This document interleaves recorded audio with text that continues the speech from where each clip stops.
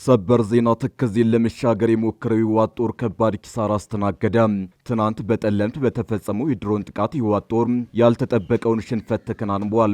ዛሬ በሁለት ግንባር ጦርነት መክፈቱ ሲሰማ ህወሓት ረጅምና መካከለኛ ርቀት የሚወነጨፉ መድፎቹን ወደ ወልቃይት አስጠግቷል። ይህ አንድ አፍታ ሚዲያ ነው። ለአሁኑ የተደመጡ ሰበርና ወቅታዊ መረጃዎችን አጠናክረናል። ዋና ዋናዎቹን እናስቀድም። ህወሓት ረጅምና መካከለኛ ርቀት ተተኳሽ መድፎቹን ወደ ወልቃይት አስጠጋ። መከላከያ ሰራዊቱ ህወሓት አዲስ ያስጠጋውን ጦርና ከባድ መሳሪያ ወደ ኋላ እንዲመልስ ጥያቄ ቢያቀርብለትም ቡድኑ ውድቅ ማድረጉን ምንጮች ተናግረዋል። በሌላ በኩል ከረፋድ አንስቶ በተከዜ ቀጠና በሁለት ግንባር አዲስ ውጊያ መቀስቀሱን አንድ አፍታ ሚዲያ አረጋግጧል። ከትናንት አንስቶ ተከዜን ሊሻገር የሞከረው የህወሓት ኃይል ከባድ ኪሳራ እንደደረሰበት ታውቋል። በዝርዝር እናስደምጣችኋለን። የሱዳኑ ጦርነት ወደ ኢትዮጵያ ከተስፋፋ ኢትዮጵያና ኤርትራ በቀጥታ ወደ ጦርነት ሊገቡ እንደሚችሉ ተሰማ። ፎሬን ፖሊሲ በጉዳዩ ላይ አስደንጋጭ ሪፖርትን ይዞ ወጥቷል። ዘገባው ኢትዮጵያ ለፈጥኖ ደራሽ ኃይሉ ግልጽ ድጋፍ ማድረግ ጀምራለች ሲል በመክሰስ በዚህም አልቡርሃንን ከምትደግፈው ኤርትራ ጋር በግልጽ ወደ ጦርነት ልትገባ ትችላለች ሲል አስጠንቅቋል። ከዚህ በተጨማሪም የህወሓትና ሻዕቢያ አመራሮች በቅርቡ በሱዳን ተገናኝተዋል ያለ ሲሆን የመከሩበት ጉዳይም ወልቃይትን ስለመቆጣጠር ነው ሲል ዘግቧል። ታደምጡታላችሁ። የአሜሪካው ጄኔራል ከጠቅላይ ሚኒስትር አብይ አህመድ ጋር በ4 ኪሎ መከሩ። ከመከሩባቸው ጉዳዮች መሃል የቀይ ባህርና አባይ ጉዳይ እንዲሁም የሱዳኑ ጦርነት አሁናዊ ሁኔታ ይገኝበታል። አብይ ከጄኔራሉ ባለፈ ከአሜሪካ ምክትል የውጭ ጉዳይ ሚኒስትር ጋርም ተወያይተዋል። አንድ ወር ባልሞላ ጊዜ ውስጥ 6 የሚበልጡ የምዕራባውያን ሀገራት ከፍተኛ ባለስልጣናት በ4 ኪሎ የመከሩ ሲሆን ይህም ከኢትዮ ኤርትራ ውጥረት ጋር የሚያያዝ እንደሆነ ታውቋል። እንመለስበታለን። ትራምፕ ግዙፍ የጦር መርከቦችን ወደ ኢራን እንዲጠጉ አዘዙ። ከኢራን ጋር ስላለው ውጥረትም ተንፍሰዋል። በሌላ በኩል ኢራን ከአሜሪካ ጋር ተጀመረ ስለተባለው ንግግር መልስ ሰጣለች። ትሰሙታላችሁ። አክብሮታዊ ሰላምታችን በያላችሁበት የዓለም ዳርቻ የረሳችሁ የተወደዳችሁ የአንድ አፍታ ሚዲያ ቤተሰቦች ከአንድ አፍታ ለአሁኑ መደመጥ አለባቸው ያልናቸውን ዜናዎች ወደ እናንተ የምናደርስበት ሰዓት ላይ ተገኝተናል። አብራችሁን ትቆዩ ዘንድ ግብዣችን ነው።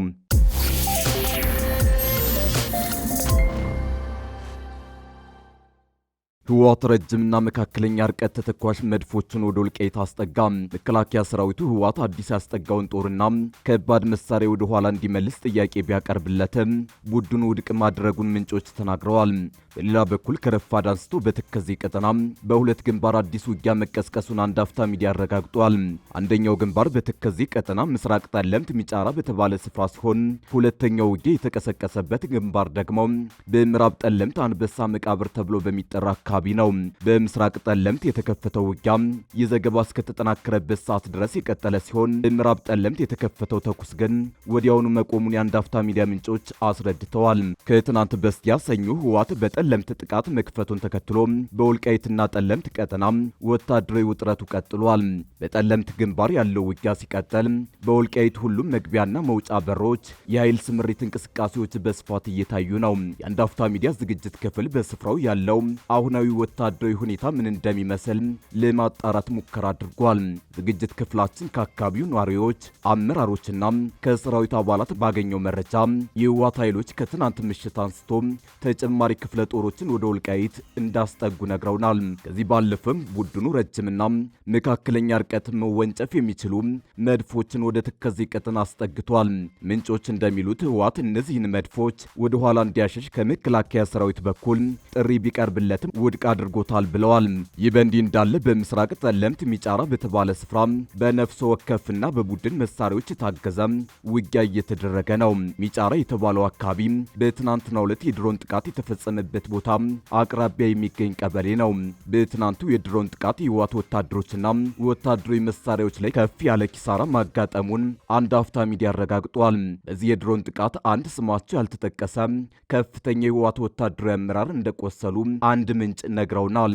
ከዲማ እስከ ተከዜ ባሉ የትግራይ ክልል ትይዩ ስፍራዎች ያለው ትኩሳት ከዕለት ወደ ዕለት እየጨመረ ሲሆን መጠነ ሰፊ ውጊያ የመቀስቀስ እድሉም ከጊዜ ወደ ጊዜ እየጨመረ መጥቷል።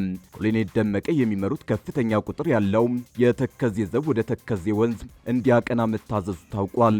አንድ አፍታ ሚዲያ ምንጮች እንደገለጹት በትናንትናው ዕለት በሁመራ ከተማ ኮሎኔል ደመቀ ዘውዱ የመሩት አስቸኳይ ስብሰባ ተደርጎ የነበረ ሲሆን የተከዜ ዘብ ወደ ተከዜ እንዲያቀና የተወሰነውም በዚህ ስብሰባ እንደሆነ ታውቋል። የሱዳኑ ጦርነት ወደ ኢትዮጵያ ከተስፋፋ ኢትዮጵያና ኤርትራ በቀጥታ ወደ ጦርነት ሊገቡ እንደሚችሉ ተሰማ። ፎሬን ፖሊሲ በጉዳዩ ላይ አስደንጋጭ ሪፖርትን ይዞ ወጥቷል። ዘገባው ኢትዮጵያ ለፈጥኖ ድራሽ ኃይሉ ግልጽ ድጋፍ ማድረግ ጀምራለች ሲል በመክሰስ በዚህም አልቡርሃንን ከምትደግፈው ኤርትራ ጋር በግልጽ ወደ ጦርነት ልትገባ ትችላለች ሲል አስጠንቅቋል። ከዚህ በተጨማሪም የህወሓትና ሻዕቢያ አመራሮች በቅርቡ በሱዳን ተገናኝተዋል ያለ ሲሆን የመከሩበት ጉዳይም ወልቃይትን ስለመቆጣጠር ነው ሲል ዘግቧል። ሻዕቢያና ህወሓት ከቅርብ ጊዜ ወዲህ ሱዳን ላይ በተደጋጋሚ ተገናኝተው የሚመክሩት የትግራይ ኃይሎች ወልቃይትን መቆጣጠር በሚችሉበት ሁኔታ ላይ መሆኑን ፎሬን ፖሊሲ ዘግቧል። ሱዳን ድንበር ላይ የሰፈረው የህወሓቱ አርሚ 70 ወልቃይትን ለመቆጣጠር ከሻዕቢያና ከሱዳኑ ጄኔራል አልቡርሃን ሙሉ ድጋፍ እንደተሰጠውም ዘገባው ጠቅሷል። ከቀናት በፊት የህወሓት ሻዕቢያና የሱዳን ጦር ከፍተኛ አመራሮች ከወልቃይት ቅርብ ርቀት ላይ ሐምዳይት ላይ ተገናኝቶ መምከራቸው ይታወቃል። የመከሩባቸው ሁለት ቁልፍ ጉዳዮች ሲሆኑ እነርሱም የሱዳኑ ጦርነትና የኢትዮጵያ መንግስትን ማዳከም በሚሉ ጉዳዮች ላይ ነው። የሶስትዮሽ ጥምረት ወደ መፍጠር የተሸጋገሩት ህወሓት ሻዕቢያና የሱዳን ጦር በኢትዮጵያ መንግስት ላይ ተመሳሳይ አቋም ይዘዋል። ይህም የኢትዮጵያ መንግስት ለፈጥኖ ድራሽ ኃይሉ የሚያሳየውን አጋርነት እንዲያቆም ጫና መፍጠር ዓላማቸው አድርገዋል። ከዚህ ባለፈም የውስጥ ግጭቶች ላይ ቤንዚን በማርከፍከፍ የኢትዮጵያን መንግስት ጫና መጨመር እንደሆነ ተጠቅሷል። በተለይም እንደ ወልቃይት ያሉ ቁልፍ ጂኦፖለቲካዊ ጠቀሜታ ያላቸውን አካባቢዎችን መቆጣጠርና ታጣቂዎችን መደገፍ ላይ ትኩረት አድርገዋል ብሏል ዘገባው። የሻዕቢያ ህወሓትና አልቡርሃን ወታደራዊ ግንኙነት የኢትዮጵያ ሱዳንና ኤርትራ ድንበር የሆነውን ወልቃይትን በመቆጣጠር ላይ የተመሰረተ ነው ተብሏል። በጂኦፖለቲካ አዋቂዎቹ ካሜሩን ሃንድሰንና ሊያም ካራ በጋራ የተሰናዳው የፎሬን ፖሊሲ ጽሑፍ የሱዳን ጦርነት ከኢትዮጵያ ጋር በፍጥነት እየተሳሰረ ነው ይላል። በተለይም የኢትዮጵያና የኤርትራ መንግስታት በሱዳን የእርስ በርስ ጦርነት ውስጥ እጃቸውን ማስገባታቸውን ተንታኞቹ በስጋትነት አንስተዋል። በሱዳኑ ጦርነት ውስጥ በተለያየ ጎራ የተሰለፉት አብይና ኢሳያስ በሱዳን በኩል ከእጅ አዙር ወደ ቀጥተኛ ጦርነት ሊገቡ እንደሚችሉም ስጋታቸውን ጠቅሰዋል። ሱዳን ላይ እየተፈጠረ ነው የተባለው የሁለቱ ሀገራት መሽቀዳደም ጦርነቱን ወደ ኢትዮጵያ ስቦ የማስገባት እድል እንዳለውም ተመላክቷል። አብይና ኢሳያስ ከሱዳን የእጅ አዙር ፊልም ያልፈው ወደ ቀጥተኛ ጦርነት ከገቡ የአፍሪካ ቀንድና የቀይ ባህር ቀጠና በከፍተኛ ደረጃ እንደሚታወቅ ተንታኞቹ ስጋታቸውን ጠቅሰዋል። አብይ ከወዳጃቸው የተባበሩት አረብ ኤምሬትስ በኩል ከፈጥኖ ድራሽ ኃይሉ ጎን ሲሰለፉ፣ ኢሳያስ ደግሞ ከጄኔራል አልቡርሃን ጦር ጎን ቆመዋል። የሱዳኑ ጦርነት በኢትዮጵያ ካሉ የውስጥ ግጭትና ውጥረቶች ጋር እየተሳሰረ መሄዱን የሚያሳየው ዘገባው ኢሳያስ አልቡርሃንን ለፈጥኖ ድራሽ ኃይሉ ድጋፍ የሚሰጡትን አብይን ለማዳከም የ4 ኪሎ ተቀናቃይ ታጣቂ ኃይሎችን እየደገፉ ነው ብለዋል። በርካታ ኃይሎች የተሳተፉበት በእጅ አዙር የተጋጋለው ትንቅንቅ ቀጠናውን ወደ ለየለት ትርምስ ሊያስገባው እንደሚችል ያሳሰቡት ተንታኞች አሜሪካም ጣልቃን እንድትገባም ጠይቀዋል። ነገር ግን የዶናልድ ትራምፕ አስተዳደር እየተወሳሰበ ያለውን ጦርነት ለማርገብ እየተንቀሳቀሰ ቢሆንም እስካሁን ተጨባጭ ለውጥ አላመጣም። የአሜሪካው ጄኔራል ከጠቅላይ ሚኒስትር አብይ አህመድ ጋር በ4 ኪሎ መከሩ። ከመከሩባቸው ጉዳዮች መሃል የቀይ ባህርና አባይ ጉዳይ እንዲሁም የሱዳኑ ጦርነት አሁናዊ ሁኔታ ይገኝበታል። አብይ ከጄኔራሉ ባለፈ ከአሜሪካ ምክትል የውጭ ጉዳይ ሚኒስትር ጋርም ተወያይተዋል። አንድ ወር ባልሞላ ጊዜ ውስጥ 6 የሚበልጡ የምዕራባውያን ሀገራት ከፍተኛ ባለስልጣናት በ4 ኪሎ የመከሩ ሲሆን ይህም ከኢትዮ ኤርትራ ውጥረት ጋር የሚያያዝ እንደሆነ ታውቋል።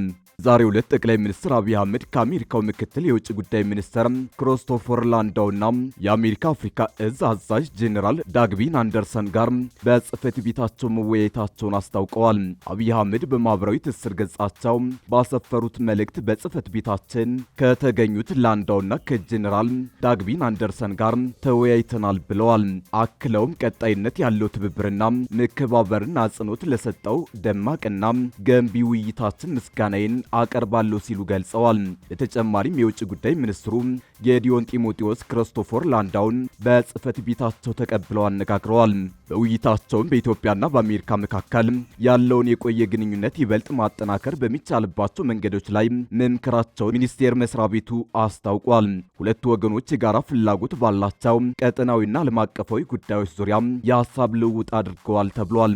በትናንትናው ዕለት ኢትዮጵያ የገቡት የአሜሪካ ምክትል ውጭ ጉዳይ ሚኒስትር ክሪስቶፈር ላንዳውና የአሜሪካ አፍሪካ እዝ አዛዥ ጄኔራል ዳግቪን አንደርሰን በኢትዮጵያ አየር ኃይል በቢሾፍቱ የተዘጋጀውን ዓለም አቀፍ የአቪዬሽን ኤክስፖ ጎብኝተዋል። ክሪስቶፈር ላንዳው ከጉብኝቱ በኋላ ለተደረገላቸው ደማቅ አቀባበል ምስጋና አቅርበው ኢትዮጵያ በመገኘታቸው ክብር እንደሚሰማቸው ገልጸዋል። ኢትዮጵያና በአሜሪካ መካከል ያለውን ግንኙነት ተጠናክሮ እንደሚቀጥልም ተናግረዋል።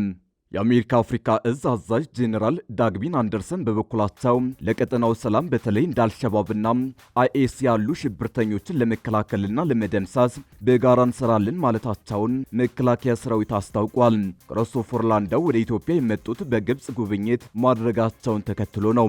ይህ ጉብኝት ከዛሬ ጀምሮ እስከ ጥር 24 ቀን 2018 ዓ.ም ድረስ በምስራቅ አፍሪካ የሚያደርጉት ጉብኝት አካል ሲሆን ሚኒስትሩ በቀጣይ በኬንያና ጅቡቲ ጉብኝት እንደሚያደርጉ ይጠበቃል።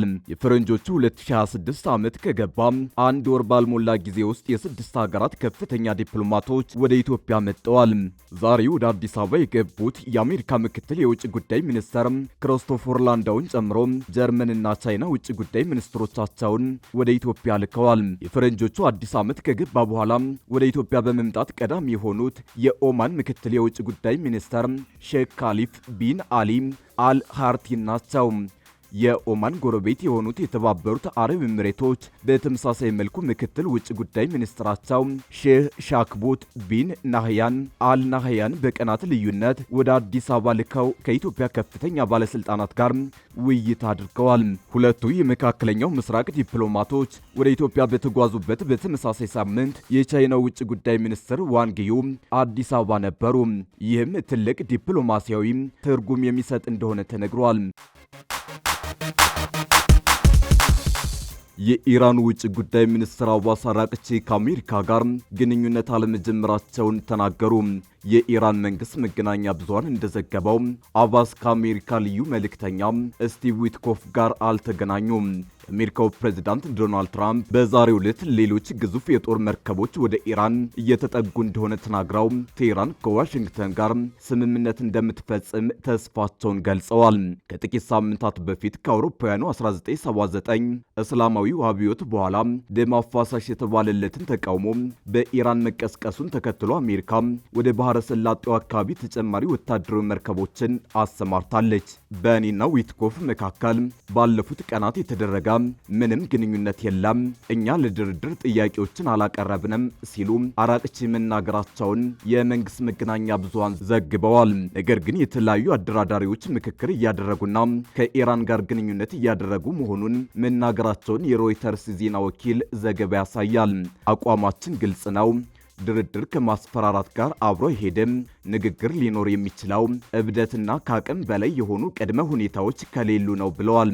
የኢራኑ ፕሬዝዳንት ማሱድ ፔዜሽኪያን ማክሰኞ ቴህራን ዓለም አቀፍ ሕግን የተከተለ እንዲሁም ጦርነት ማራቅ የሚችል የትኛውም አይነት ሂደትን ትቀበላለች ሲሉ ለሳውዲው ልዑል አልጋ ወራሽ መሐመድ ቢን ሰልማን እንደተናገሩ ሮይተርስ ዘግቧል።